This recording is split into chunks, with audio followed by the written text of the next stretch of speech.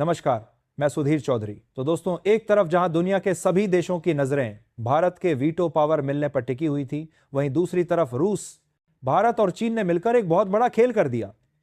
असल में देखें तो अगर रूस को छोड़ दिया जाए तो इटली, जर्मनी और कनाडा जैसे देश भारत को वीटो पावर देने से साफ इनकार कर रहे हैं और उनकी तरफ से यह कोशिश की जा रही है कि भारत को वीटो पावर ना मिल पाए, जबकि उन्हें यह बात मालूम है कि भारत को रोकना उनके बस की बात नहीं है। शुरुआत में तो अमेरिका भी चाहेगा रहा था कि भारत को वीटो पावर ना मिले और उसकी कोशिश भारत को रोकने में ही थी, लेकिन अंत में आते आते अमेरिका ने भी भारत का समर्थन करना शुरू कर दिया।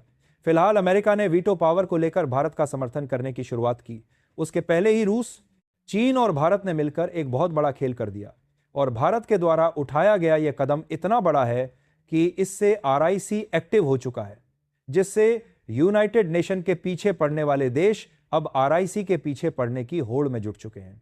आखिर आरआईसी क्या है और वीटो को लेकर रिसेंटली कौन सी ऐसी घटनाएं घटित हुई हैं जिससे आरआईसी को एक्टिव करना पड़ा, इस वीडियो में सारी जानकारी हम आपको बताने वाले हैं। लेकिन उससे पहले अगर आप चाहते हैं कि भारत की आवाज पूरी दुनिया तक पहुंचे और हमारा देश हर क्षेत्र में आत्मनिर्भर बने, तो इस वीडियो को लाइक करें और सब्सक्राइब बटन दबाकर इस चैनल को सब्सक्राइब करें। दोस्तों, मैं आपको दिल से बता रहा, जब मैंने ये खबर पढ़ी तो मेरे रोंगटे खड़े हो गए।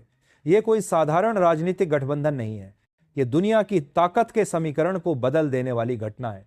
सोचिए, जब दुनिया के 3 सबसे ताकतवर देश एक साथ आ जाएं तो क्या होगा। भारत, जिसके पास दुनिया की सबसे बड़ी जनसंख्या है, रूस, जिसके पास दुनिया का सबसे बड़ा ऊर्जा भंडार है, और चीन, जिसके पास दुनिया की दूसरी सबसे बड़ी अर्थव्यवस्था है, ये तीनों अगर साथ आ गए तो कोई भी ताकत इन्हें रोक नहीं सकती। दरअसल इस समय वीटो पावर को लेकर खूब चर्चा हो रही है और दुनिया भर के कुछ देश कह रहे हैं कि भारत को वीटो पावर मिलनी चाहिए, तो कई देश कह रहे हैं कि भारत को वीटो पावर बिल्कुल भी नहीं मिलनी चाहिए। तो आखिरकार वीटो पावर ऐसी कौन सी चीज है जिसे पाने के लिए भारत पिछले कई साल से कोशिश कर रहा है और अमेरिका जैसे पश्चिमी देश हरगिज नहीं चाहते कि भारत को वीटो पावर मिले। असल मेन वीटो पावर का मतलब है कि कोई देश किसी प्रस्ताव को रोक सकता है, भले ही बाकी सभी देश उस प्रस्ताव को मानने के लिए तैयार हों। और अभी तक केवल अमेरिका, रूस, चीन, फ्रांस और ब्रिटेन जैसे 5 देशों के पास ही वीटो पावर है। इसी वजह से अमेरिका और ब्रिटेन जैसे देश अपने आप को सबसे ताकतवर समझते हैं। जब कभी किसी भी देश की परिस्थितियों में उथल पुथल मचती है तो ये जिन्हें सपोर्ट करना चाहते हैं उनके खिलाफ दूसरे देश पर पाबंदियां लगा देते हैं। दोस्तों, ये कितना अन्याय है। सोचिए, सिर्फ 5 देश पूरी दुनिया का भाग्य तय करें, बाकी 188 देश सिर्फ देखते रहें। यह कैसा न्याय है? यह कैसी व्यवस्था है जहां सिर्फ कुछ देशों को सब कुछ करने का अधिकार है और बाकी को चुप रहना पड़ता है। अब भारत की अर्थव्यवस्था तेजी से बढ़ रही है और देश दुनिया में हमारा भारत एक मजबूत शक्ति के रूप में उभर रहा है। इसीलिए भारत यूएनएसएससी यानी कि यूनाइटेड नेशन सिक्योरिटी काउंसिल में स्थायी सदस्य बनने की कोशिश काफी समय पहले से कर रहा है, क्योंकि अगर ऐसा होता है तो भारत को भी वीटो पावर मिल जाएगी और भारत को भी महाशक्ति बनने से कोई भी देश नहीं रोक सकता। लेकिन यहां पर ज्यादातर यूरोपीय देश के साथ साथ इटली, जर्मनी और जापान ये बिल्कुल भी नहीं चाहते कि भारत को वीटो पावर मिले और भारत संयुक्त राष्ट्र का सदस्य बने, क्योंकि जर्मनी और जापान दुनिया की तीसरी और 5वीं सबसे बड़ी अर्थव्यवस्था वाले देश हैं, जबकि भारत का नंबर 4थे स्थान पर आता है। और अगर ऐसे में जर्मनी और जापान के बजाय भारत को संयुक्त राष्ट्र का सदस्य बनाया जाता है तो यह बात जर्मनी और जापान को पचने वाली नहीं है। इसलिए भारत की टांगें खींचने में इनके द्वारा कोई भी कसर नहीं छोड़ी जा रही है और हम लोगों को यह बात अच्छे तरीके से मालूम चल चुकी है। इसीलिए भारत ने वीटो में शामिल होने के बजाय अब वीटो का ही तोड़ निकाल लिया है। दोस्तों, यह सुनकर मन में कितनी खुशी होती है। जब दुनिया हमारे रास्ते में रोड़े अटका रही थी तो हमने नया रास्ता ही बना लिया। जब वे हमें उनके क्लब में नहीं आने दे रहे थे तो हमने अपना खुद का क्लब बना लिया। यही है भारत की समझदारी, यही है हमारी दूरदर्शिता। जी हां दोस्तों, हम बात कर रहे हैं आरआईसी, जिसका पूरा नाम है रूस, इंडिया, चीन। साथियों, एक तरफ जहां सभी की नजरें भारत को संयुक्त राष्ट्र में शामिल होने और वीटो पावर मिलने पर टिकी हुई थी, वहीं दूसरी तरफ रूस, भारत और चीन तीनों देशों ने मिलकर आरआईसी को एक्टिव कर दिया है, जिससे अभी तक जो संयुक्त राष्ट्र की बादशाहत थी वो बादशाहत खत्म होने जा रही है और इसमें अब भारत और रूस की बातचीत आने जा रही है। मैं आपको बताता हूं कि यह कितनी बड़ी बात है। 80 सालों से जो व्यवस्था चल रही थी वो अब बदलने वाली है। जो ताकत पश्चिम के हाथों में थी वो अब एशिया में आ रही है। यह सिर्फ राजनीतिक बदलाव नहीं है, यह इतिहास का पन्ना पलटने जैसा है। दरअसल हाल ही में एक महत्वपूर्ण घटना हुई जिसमें दावा किया जा रहा है कि भारत ने रूस और चीन के साथ 3 देशों की वार्ता फिर से शुरू की है और आरआईसी टेबल पर वापसी कर चुका है। दोस्तों, अब सबसे बड़ा सवाल यही है कि आखिर रूस भारत चीन यानी आरआईसी को दोबारा सक्रिय क्यों किया गया। असल में हाल ही में हुए एससीओ समिट के बाद इस बात की चर्चा तेज हो गई कि आरआईसी फिर से वापस आ सकता है। रूस के विदेश मंत्री सर्गेई लावरोव ने खुद आगे आकर आरआईसी को फिर से जीवित करने की बात कही है। उनका साफ कहना है कि भारत, चीन और रूस, ये तीनों देश मिलकर एक ऐसी ताकत खड़ी कर सकते हैं जो अमेरिका और पश्चिमी देशों की दबंगई को चुनौती दे सके।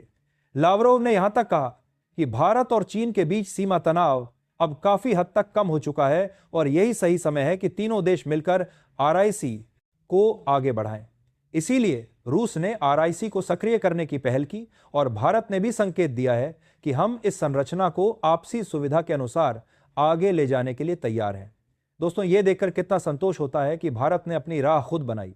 जब दरवाजे बंद थे तो खिड़कियां खोल ली, जब हमें क्लब में नहीं लिया तो अपना महल बना लिया। यह है नए भारत की पहचान। दोस्तों, आरआईसी के वापस आने का मतलब सिर्फ इतना नहीं है कि 3 देश एक साथ फोटो खिंचवा लेंगे। इसका मतलब है कि दुनिया में अब एक नया शक्ति संतुलन बनने जा रहा है।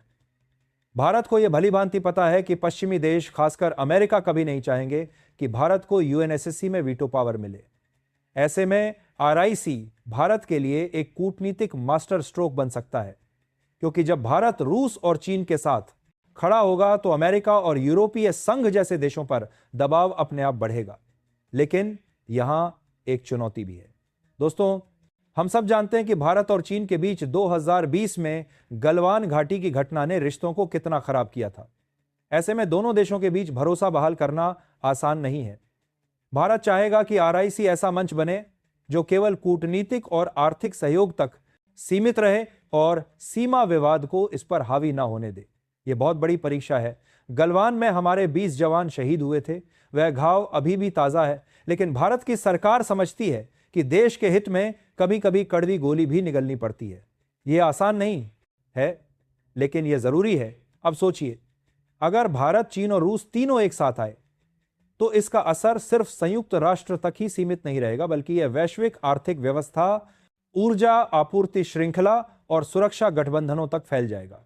आरआईसी की सबसे बड़ी ताकत यही है कि इसमें दुनिया की सबसे बड़ी जनसंख्या भारत और चीन, सबसे बड़ा ऊर्जा भंडार रूस और सबसे तेजी से बढ़ती अर्थव्यवस्था भारत तीनों शामिल हैं। यानी यह त्रिमूर्ति अगर सही मायनों में सक्रिय हो गई तो दुनिया का आधे से ज्यादा शक्ति संतुलन बदल सकता है। दोस्तों, सोचिए, जब ये 3 देश एक साथ बोलेंगे तो कौन उन्हें नहीं सुनेगा? जब ये 3 देश एक साथ फैसला लेंगे तो किसकी हिम्मत है जो उन्हें रोक सके? यह है असली ताकत, यह है असली एकता। इसलिए आपको बता दें कि भारत ने बहुत ही रणनीतिक तरीके से कदम बढ़ाया है। वीटो पावर को सीधे हासिल करने की लड़ाई में उलझने की बजाय अब भारत ने ऐसा रास्ता पकड़ा है जिससे पश्चिमी देशों पर चारों तरफ से दबाव बनेगा और यही असली कूटनीति है। लेकिन यह सब होता हुआ इसीलिए दिखाई दे रहा है क्योंकि दुनिया के जो शक्ति केंद्र हैं वो वाकई में बदल रहे हैं।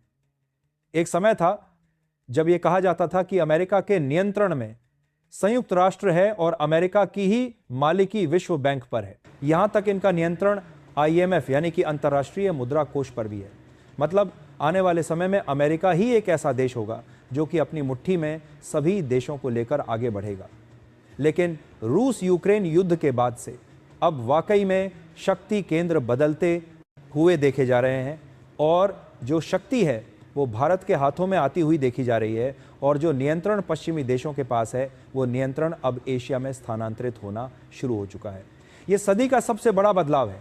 सैकड़ों सालों से पश्चिम ने दुनिया पर राज किया, उन्होंने हमें गुलाम बनाया, हमें लूटा, हमारा शोषण किया। लेकिन अब समय बदल रहा है। अब एशिया का समय है, अब भारत का समय है। विदेश मंत्रालय की तरफ से नवंबर 2021 में एक रिपोर्ट जारी किया गया था जिसमें बताया गया था कि 3 देशों के विदेश मंत्री बैठे थे एक महत्वपूर्ण बैठक के लिए, जिसमें रूस भी था, चीन भी था और भारत भी था। और तीनों देशों का संयोजन देखने में भले ही आपको अजीब लग रहा हो, लेकिन ये तीनों देश मिलकर एक ऐसा त्रिपक्षीय समूह बनाते हैं जिन्हें RIC के नाम से जाना जाता है। दोस्तों, मैं आपको अंतिम बात कहता हूं कि यह केवल एक राजनीतिक समझौता नहीं है, यह दुनिया को यह संदेश है कि भारत अब वो देश नहीं है जो किसी की मर्जी पर चले। अब भारत अपने फैसले खुद लेता है, अपनी राह खुद बनाता है। जब दरवाजे बंद होते हैं तो हम दीवारें तोड़ देते हैं। ये है नया भारत, ये है आत्मनिर्भर भारत, ये है महाशक्ति बनने की ओर बढ़ता भारत। तो दोस्तों, ये थी आज की पूरी अपडेट जो काफ़ी रिसर्च और मेहनत के बाद आपके सामने रखा गया है। बाकी आप लोग इस पूरे मुद्दे पर क्या सोचते हैं, कमेंट में ज़रूर बताइएगा। और दोस्तों, जाते जाते एक छोटी सी हेल्प कर दीजिए